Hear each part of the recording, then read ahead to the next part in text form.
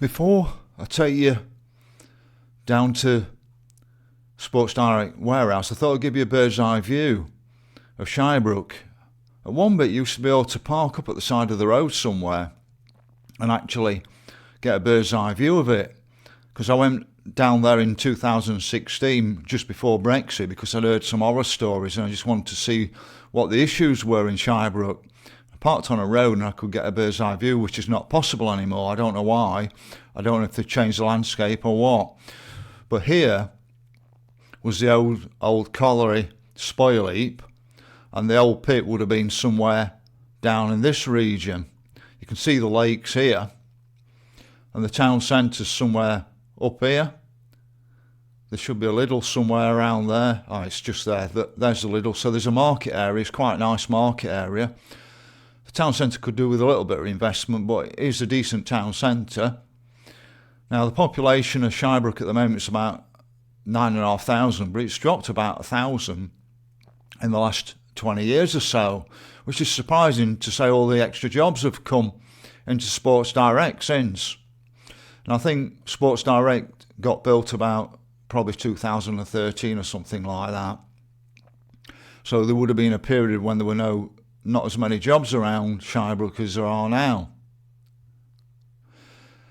Now, just up here, where you can see like a car park, I'm getting a bit fed up with these advertisements coming up. It's a bit of a car park here. Now, I wonder if this is a public warehouse for Sports Direct here. It's a bit confusing. Somebody can probably explain that, if this is public parking and a warehouse where you can come and buy products, etc.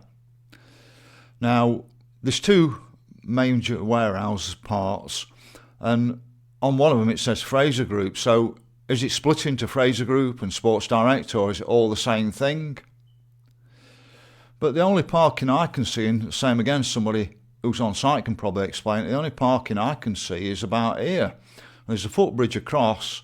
Now, I have been before and I thought I could do a better video, so I've been back again. When I went before, it must have been shift changeover, and I've never seen so many people flowing backwards and forwards over a bridge in yellow high visors. So can anybody confirm, is this the only car parking for Sports Direct, Fraser Group, whatever you want to call it? Which I think the Fraser Group comes from the House of Fraser, possibly.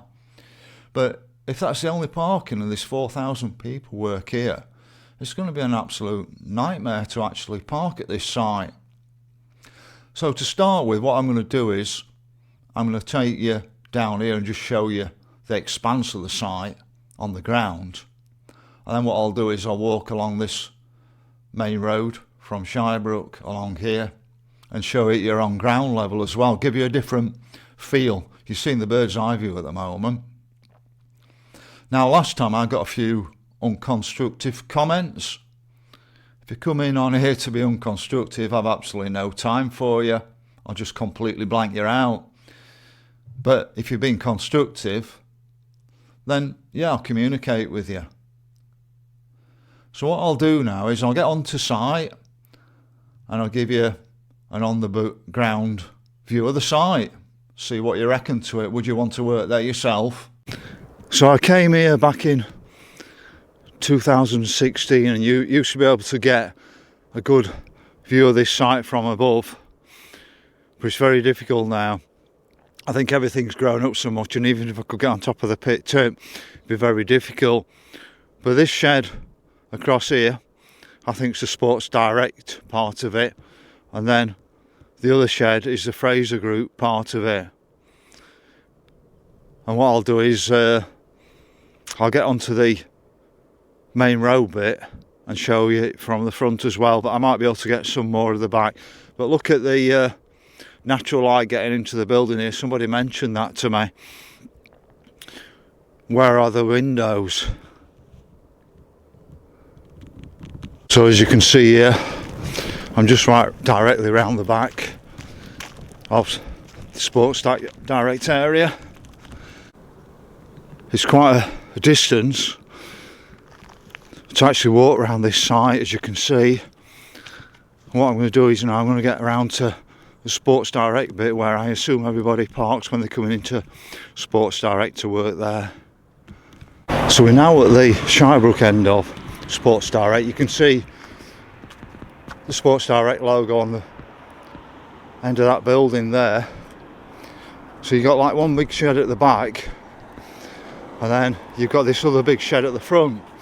The shed at the front I think is the Fraser Group, but at the end of the day it's all part of Mike Ashley's big empire, isn't it? We're just here. Looks like the area where you go to park if you're working on the Sports Direct area. But if anybody works at the site, you can always correct me on any information. I can only go on what I actually see. But there's quite a large car park here, and you'll have seen that, me pointing it out on the aerial view at the start. But now I'm on the ground, I'll show you what I can see from the ground. But you can see there are actually some windows around here, but most of the building doesn't appear to have got windows, so if you're in the offices you're probably lucky. So as we walk around you start to see the Fraser Group bit of the building around the front. So I don't know if I've already mentioned, I think Fraser Group is House of Fraser, and how that all fits into the group I don't know. But I want to show you the footbridge across from one of the car parks. The other day it was flowing with staff and it was quite something. There are other business units around here, and you actually got like an out of town shopping area just there where the public can access. But it made me wonder where I saw Sports Direct on the building. I didn't know if there was an outlet for people to actually come in and buy as well at this place. I'm not 100% sure whether that's just the warehouse or whether part of it's actually a Sports Direct retail. We'll just carry on around and we'll get to the footbridge that I was mentioning earlier. So you can see other industrial units around here, but Sports Direct wasn't actually built until 2013. So the town must have took quite some hit when the colliery shut down, because I noticed from the population from about 2,000 down to now dropped to about 1,000 people. So at one stage people must have been leaving Shirebrook because there weren't any jobs after the colliery shut. But now this probably employs about 4,000 people. Now I reckon, people correct me if I'm wrong, the colliery probably employed about 2,000 people.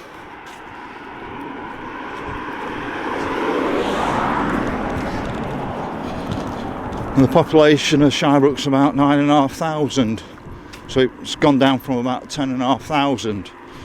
But I would have said that Shirebrook was probably originally built for the colliery and for many add-ons. So once you lose your one-trick pony, it's a bit of a problem. But I'll pick back up when we get to the main part of the Fraser Group building again. So there are more units scattered around here, but it looks like this is the car park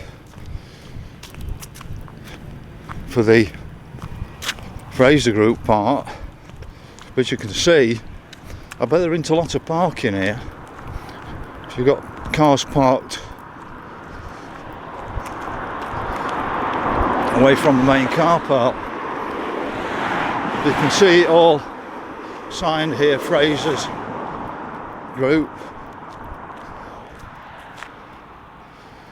And this is the bridge I happened to walk past last time when people were walking backwards and forwards on here. It was like a flow of people in yellow high visors.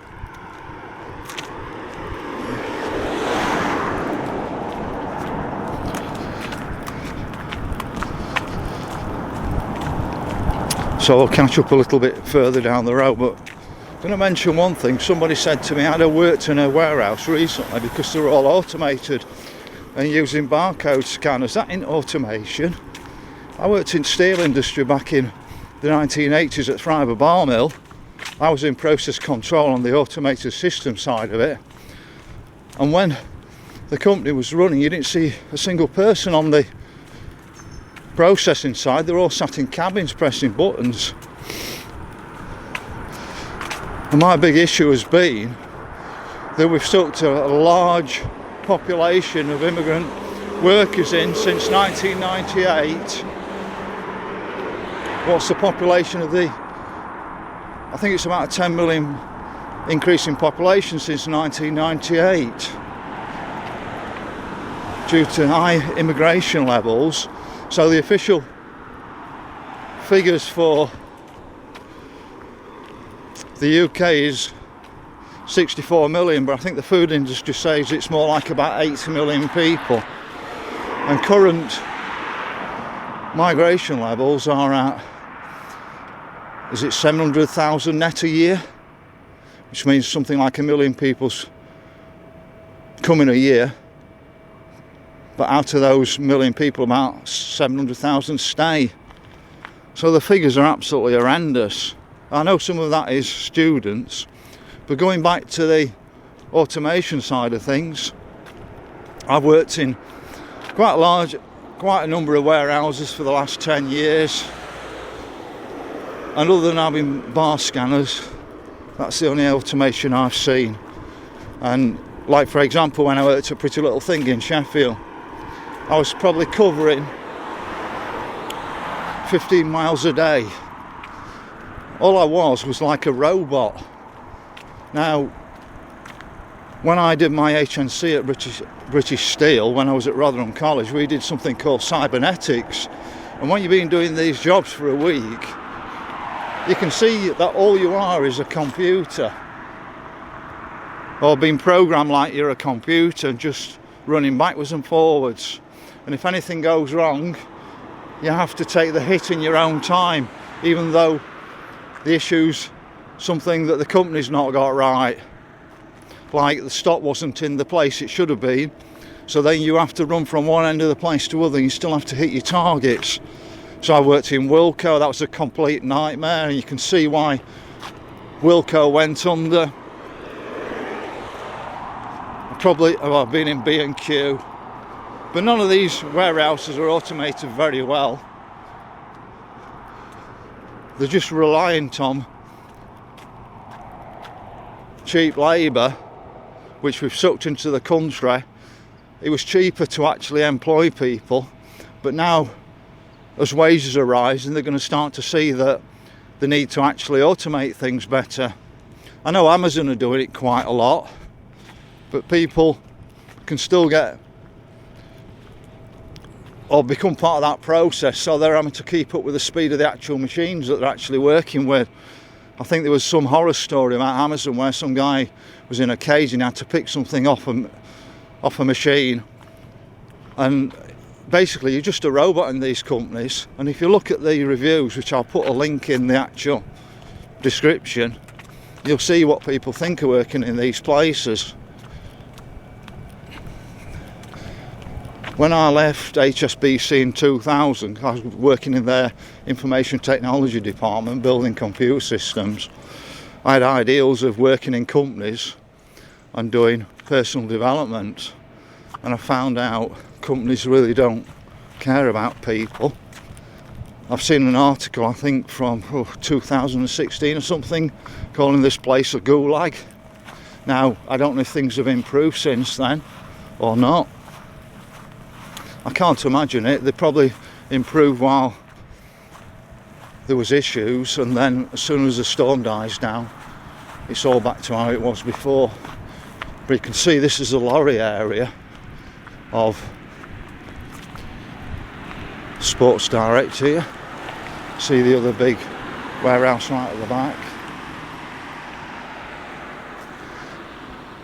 So what I'll do is I'll catch a few more business units as you come back into Shirebrook, just to give you an idea. But like I said, before Sports Direct came and brought about 4,000 jobs, the town must have been absolutely hammered after the colliery shut. So we'll get back down to the other end as we're coming back into Shirebrook, and I'll pick up on some of the industrial units down there if you're still with me. So coming back, you can actually just start to see a few people walking across there now, but you can see that could be the canteen area up there where people are stood outside. But it's the last place on earth I want to work. I've heard about this place. No thank you. This is a step too far even for me. I must have worked in about 10 warehouses the last 10 years. I'm drawing my private pension now, so this isn't going to be my future anymore.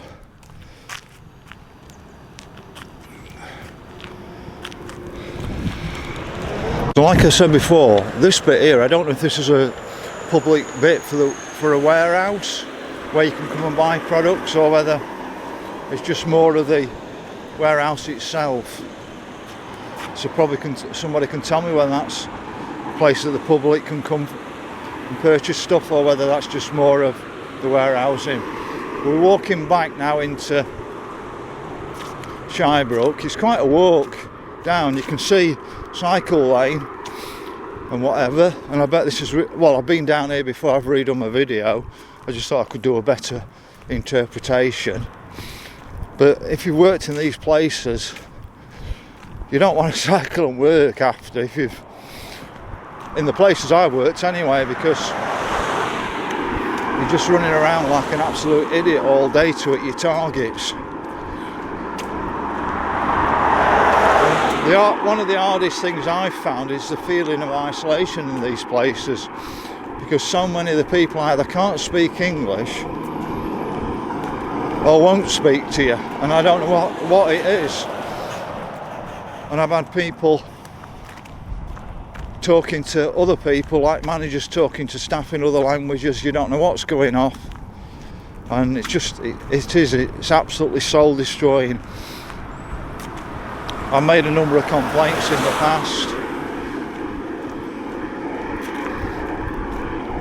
that I think it's an health and safety risk. If people can't speak an adequate level of English when they come to give you a warning, then they're going to speak in the native language.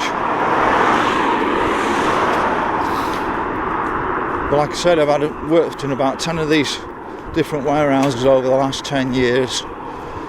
And one of the things I've found lately as well is that they don't always want to pay you holiday pay. So you get about 2.5 days holiday pay a month. So when you finish there, they should automatically pay your holiday pay, and some of these companies don't, and you have to ask for it, or they pay it you wrong. One particular company, I ended up going to ACAS and getting 100 quid out of them because they weren't going to pay it. And I think that's what they do a lot of the time. They don't want British people in because British people know their rights. It's only a minimum wage, it's not a living wage, what anybody wants to tell you, because prices are just going up more and more. But you can see more industrial units as we're walking back into Shirebrook, and this is all the town would have had post the pit closing down, so it must have been hammered. But I think it's probably got a good future. It's just a shame about the quality of the jobs in warehousing. I think people deserve better than that. Because what I mean is, we should be manufacturing in the UK. People shouldn't, some people don't want to work in warehouses, but they've got no option. It's a warehouse or nothing. Some people are happy, which is fine for them. But for me, I think we need an industry in the UK, and we need to revert back to an industrial base on a clean basis, but also modern automation, because I'm all for automation, but it's got to be the right sort of automation, not so you're having to run to keep up with the processes, because it just frazzles people. You find that these places are such high turnover of staff. When I was at Wilco, they were retraining probably 50 to 100 people every week, because the people were just dropping off. So that's it, that's a a bit of a tour around Shirebrook, but like I gave the warning at the start of the video, if you get your news, or if you trust the news coming from the BBC, you might as well switch off this video right now.